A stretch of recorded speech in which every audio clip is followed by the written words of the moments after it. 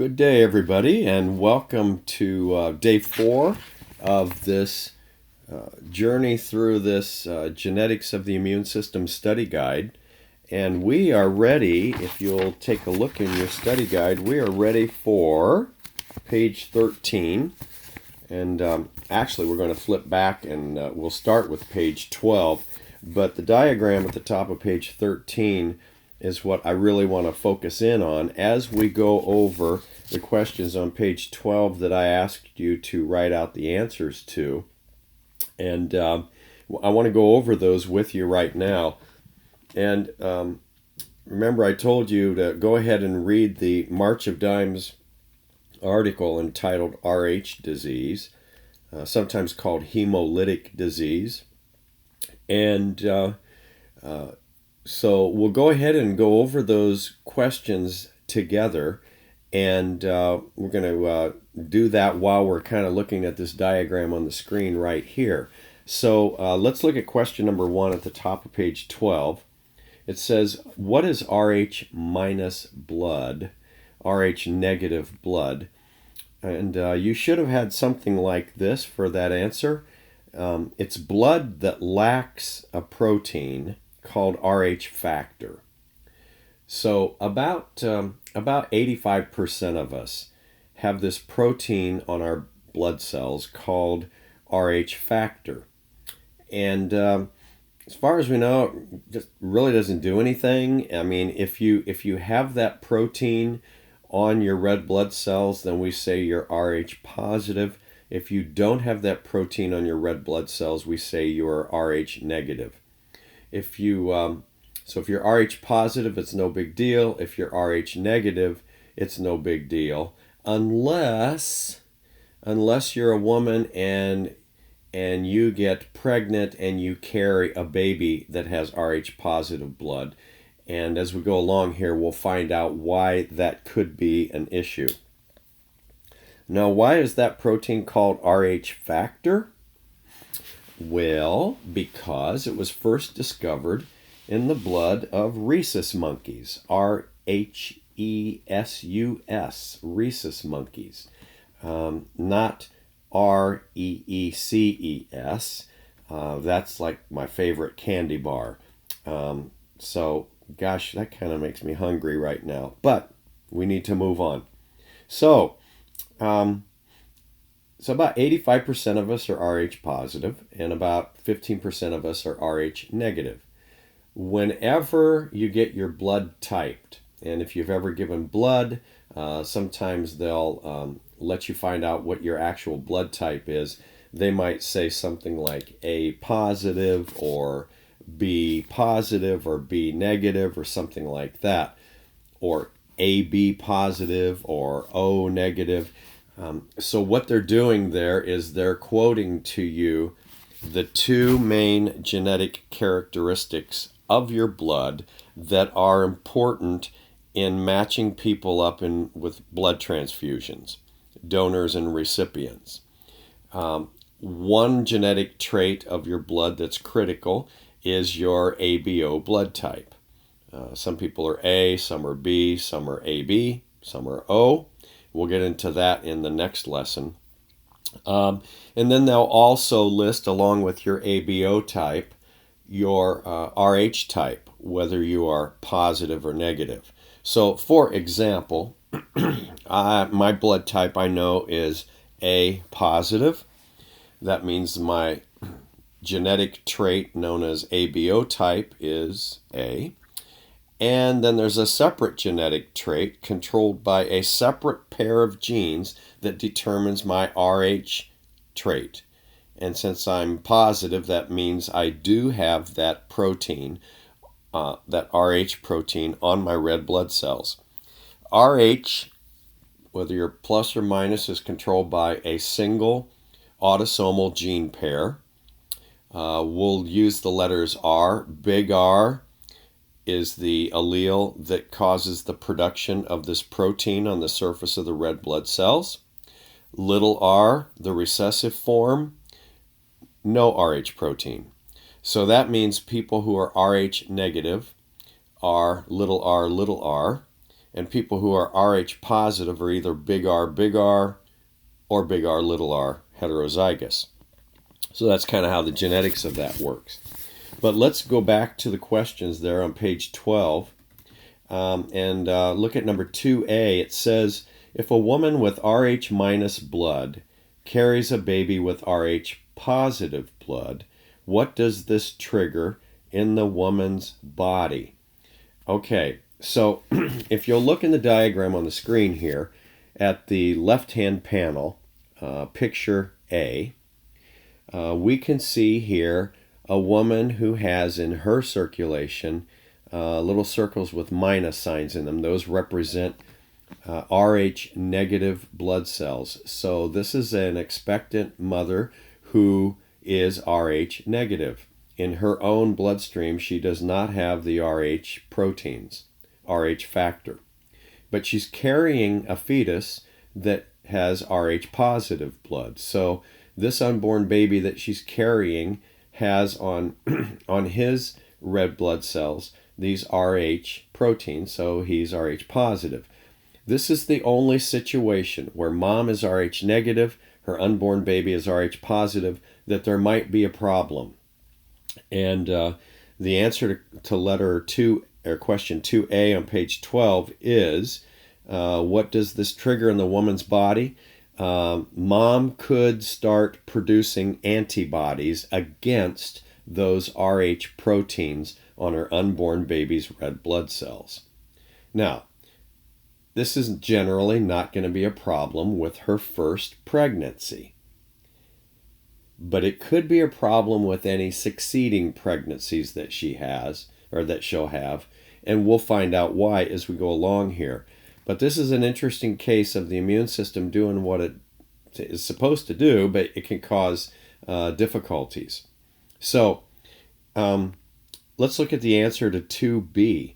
So why is this normally not a problem with mom's first pregnancy?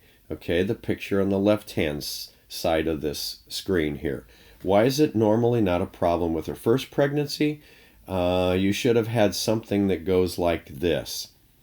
Mom's bloodstream and baby's bloodstream don't mix during the pregnancy. There's no mixing of mom's blood with the baby's blood during the pregnancy. And to understand why that is, we need to look at a very important organ that's produced by the embryo. It's the baby's organ called the placenta. So let's take a look at the next screen here.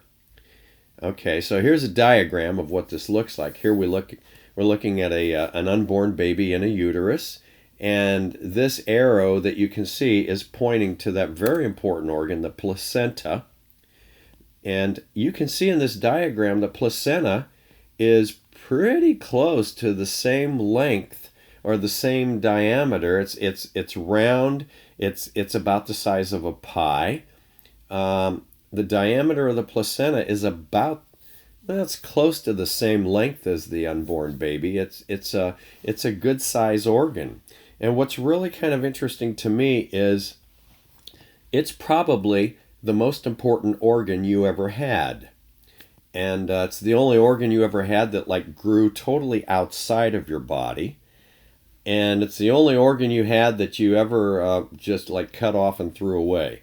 Or, well, the doctor cut it off and threw it away after you were born. Because what happens is the baby comes out first, and then the placenta pulls away from the lining of the uterus, and then it comes out, and it's commonly called the afterbirth. How would you like to see an actual placenta? Well, here we go. Here's an actual photograph of a real human placenta right here. And what's interesting about this is there you can see the umbilical cord. And in that umbilical cord, we have blood vessels traveling through that umbilical cord. It's like a cable of blood vessels. The other end of the umbilical cord is attached to the baby's abdomen. Let's see if we can see that in this picture here. Well, sort of. And it is it's cut then, of course, after the baby's born, and then the the cut piece that's still attached to the baby's abdomen kind of dries up and shrivels up and falls off, leaving a belly button, which is kind of the scar where that umbilical cord was attached. Okay, so you've got baby's blood vessels traveling through the umbilical cord, and then you can see when those blood vessels enter the actual placenta, look at how they branch all the way throughout that placenta like the branches of a tree. Remember, the placenta here is the baby's organ. It's produced by the early embryo. It is knitted into the lining of mom's uterus. It actually develops from those finger-like projections that grow out of the early embryo called chorionic villi. Remember those? I hope you do. So this is the baby's organ. And when the baby's born, that placenta pulls away from the lining of mom's uterus, and then it comes out. It's called the afterbirth. Now, if you'll look at the baby's blood vessels, you see, that have emerged from the umbilical cord, branching throughout the placenta, they're a closed system. And what happens is mom's blood actually dumps into what this arrow is showing, sort of the hollow spaces in the placenta. Mom's bloodstream actually dumps into those hollow spaces in the placenta that surround the baby's blood vessels. Okay, so again, here, umbilical cord, there's the baby's blood vessels, and the hollow spaces around the baby's blood vessels in the placenta, mom's bloodstream dumps into those hollow spaces, and then mom's blood actually in the placenta bathes those baby's blood vessels, but mom's blood and baby's blood don't mix. Okay, so baby's blood vessels here in the placenta are bathed by mom's bloodstream that is dumped into these sort of hollow spaces. And so then what happens is nutrient molecules and oxygen molecules can diffuse from mom's bloodstream through the walls of the baby's blood vessels into the baby's bloodstream, and then back out the umbilical cord and then into the baby's body. At the same time, waste molecules, like the components of urine that the baby produces and carbon dioxide molecules, diffuse from baby's bloodstream through the walls of the baby's blood vessels directly into those hollow spaces in the placenta into mom's bloodstream, and then those waste molecules get into mom's circulation, and then mom gets rid of the waste products through her kidneys and through her lungs. So that's kind of how this placenta works. Now, you can see here that baby's bloodstream and mom's blood are not mixing. The only thing crossing the walls of the blood vessels in the placenta, the baby's blood vessels, the only thing crossing the wall, diffusing through the walls of the blood vessels, are those nutrient and oxygen molecules, and then in turn the waste molecules from baby's bloodstream into mom's bloodstream. The blood itself doesn't mix. So what that means is, in a sense, mom's bloodstream or mom's immune system doesn't see the baby's bloodstream. Okay? And so during the first pregnancy, okay, here let's look at picture A on the left-hand side of the screen again. During this first pregnancy, the baby is safe. Mom's immune system is not going to make antibodies that would seek out and destroy those foreign Rh proteins on the baby's blood cells, because there's no mixing of mom's bloodstream and baby's bloodstream. Mom's immune system can't see the baby's Rh proteins on the baby's blood cells. Now, if the baby's blood cells did get into mom's circulation, then mom's immune system would kind of freak out and say, oh my gosh, look at these foreign Rh proteins, and mom's immune system would start to produce antibodies that would seek out and destroy those Rh proteins on the baby's red blood cells, thus destroying the baby's red blood cells. Okay, so that's the situation we have here. Now, that first picture on the screen on the left-hand side, letter A, that could have been me. That fetus, that unborn baby in there, that could have been me because I'm Rh positive and my mother is Rh negative. But during the pregnancy, I was never in danger of my mom's immune system making antibodies that would seek out and destroy my red blood cells because I was the first baby, I was the firstborn in the family. But my siblings after me were at risk, could have been at risk. And we're going to find out why. Okay, so look at number 3 on page 12. If a woman with Rh minus blood carries a second or third baby with Rh positive blood, explain what could happen to the unborn baby and why. Okay, the answer here should have been Rh antibodies cross the placenta and destroy the red blood cells of the fetus. Now, why is that? Okay, let's look at letter B, the middle picture on the screen here. Okay, here's what happens. And this is what happened when I was born. Remember, I was the firstborn child in our family. When that Rh positive baby is born, the baby comes out.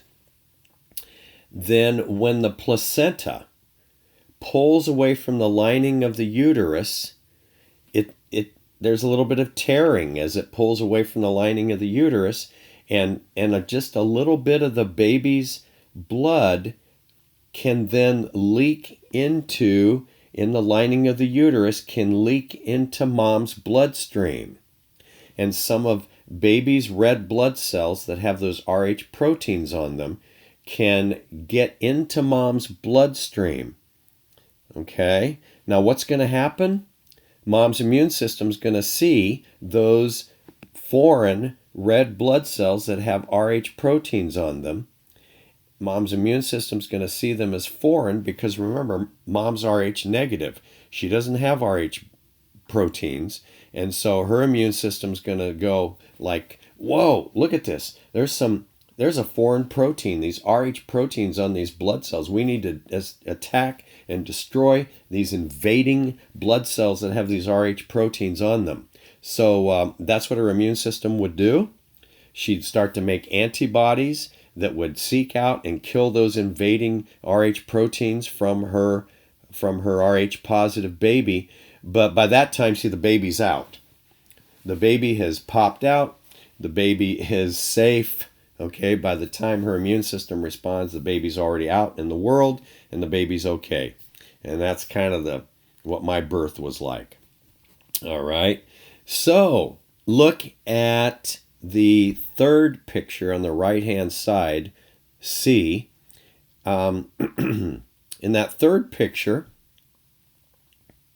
okay, wait, I see something. We need to back up. In the middle panel, picture B, the textbook that's the textbook that this picture came out of, has a printing error in it. So letter B, the middle panel, should read like this. Follow carefully. It should read like this.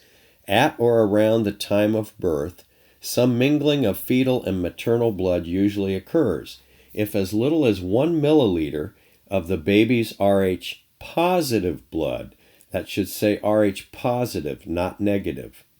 If as little as 1 milliliter of the baby's Rh positive blood enters the mother's circulation, she is stimulated to produce antibodies against the foreign antigen, against the Rh proteins.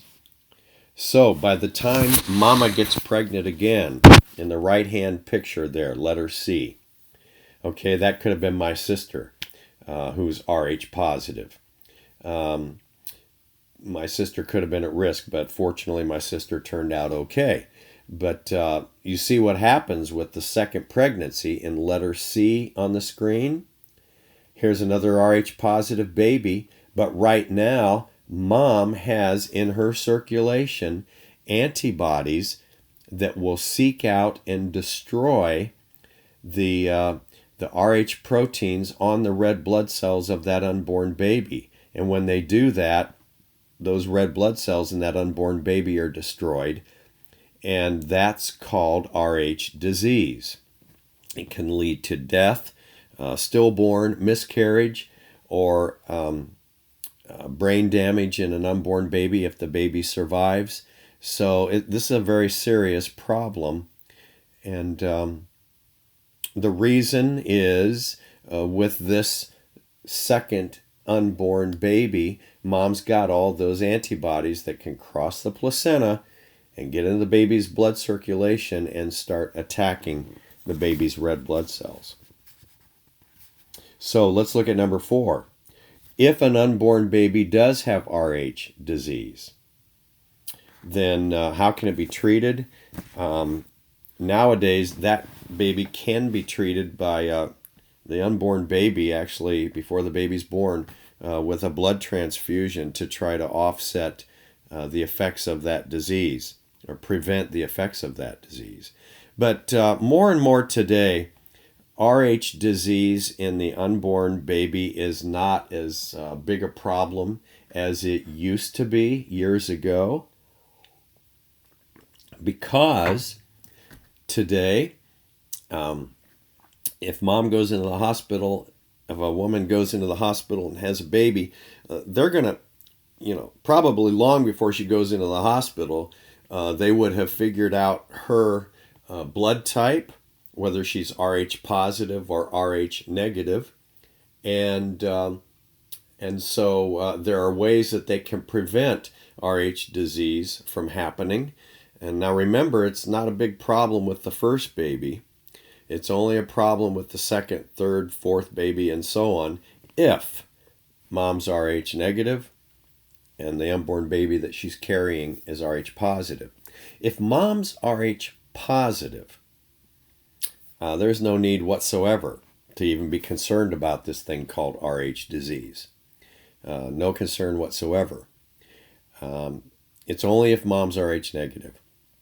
So nowadays, how can they prevent a second or third baby from getting this particular disease? And so how can they prevent that? Well, it's a vaccine. And so if we look at number 5 at the bottom of page 12, this is going to be the answer to that question. It says, if an Rh negative woman has an Rh positive baby, her first child, she can be given a vaccine that will protect her future children from Rh blood disease. Explain how the vaccine works. And I think whoever invented this vaccine, it was quite ingenious, really. What happens is this. Right after the birth of the first baby, okay, they give mom a vaccine. That vaccine, that shot contains Rh antibodies. In other words, antibodies that will seek out and destroy red blood cells that have Rh protein on them. Okay? Which at first sounds counterintuitive. We don't want mom to produce Rh antibodies, because then they can cross the placenta in her second and third pregnancy. We don't want that to happen. But the vaccine contains Rh antibodies. So how in the world does this work? Here's how it works. It's kind of cool, I think, how this works. Okay, that first baby is out. First baby comes out. They give mom this vaccine that contains Rh antibodies. And then these Rh antibodies will seek out and destroy any of the baby's red blood cells that have leaked into mom's bloodstream. And those antibodies in that vaccine will do that, wipe them out, wipe out any red blood cells from the baby that got into mom's body, wipe them out, before mom's immune system even sees them, even recognizes that they're there. And then by the time mom gets pregnant again with, let's say, the second baby, those antibodies that were in that vaccine have degraded, broken down. And so by the time mom gets pregnant again, there are no Rh antibodies. And so the next baby is going to be totally safe, just like the first one was. So that's how that vaccine works. And like I said, Rh disease in the unborn baby is not a problem like it used to be, because they're going to find out mom's blood type and whether she's positive or negative. And if she's negative, then they're going to be ready with that vaccine right after the birth of her first baby. All right. Now then, if you'll look at page 13 in your study guide, down there, let's move on to a new topic now. Roman numeral 8 in the middle of page 13 of the study guide. It says multiple alleles. Genes come in pairs, but sometimes there are more than just two possible alleles. Okay, so here's where we're going to look at the genetics of ABO blood type. And this is a mode of inheritance now. ABO blood types controlled by a pair of genes, single pair of genes, but it involves a mode of inheritance that we've not talked about yet. And that mode of inheritance is called multiple alleles. So ABO blood type, a good example of a genetic trait controlled by multiple alleles. This is not the same as polygenic inheritance. Okay? With polygenic inheritance, remember, like height or skin color, we're talking about many gene pairs scattered out on various different chromosomes, many gene pairs all working together in an additive fashion to control one particular trait. Okay, that's called polygenic inheritance. Multiple alleles is different. Multiple alleles is where we still have one pair of genes controlling the trait. Okay, you guys, you just have one pair of genes on chromosome pair number 9 that controls your ABO type. But instead of those single gene traits we learned about last semester, there aren't just two different alleles possible, a dominant one and a recessive one. There aren't just two possible alleles.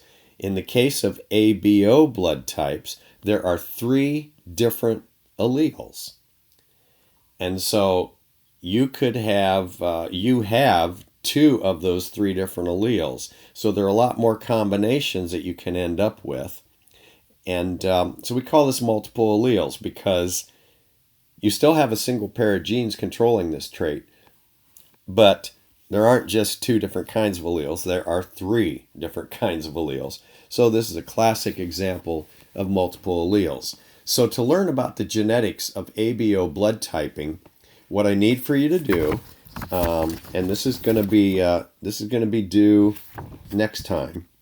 I need to have you in the module in Canvas called Genetics of the Immune System. Go ahead and download the study guide entitled ABO blood types.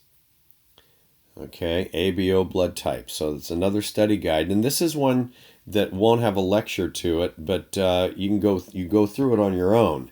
And I wrote that study guide in non-textbookish language, you might say. I wrote the study guide so that as you're reading through it, it sounds like I'm sitting right next to you, talking in non-textbookish language, step by step through the process of understanding the genetics of ABO blood types. And I think you'll find it to be pretty easy to follow. So what I'd like for you to do is, for next time, go ahead and and read through that ABO blood types study guide and fill it out as you go. And then at the beginning of the next lecture, next time, we'll go through that. We'll go through that study guide together, and hopefully that will make some sense to you. So I think this is a really good place to stop. That'll be the end of the lecture for today, and I hope you have a wonderful day. Bye-bye.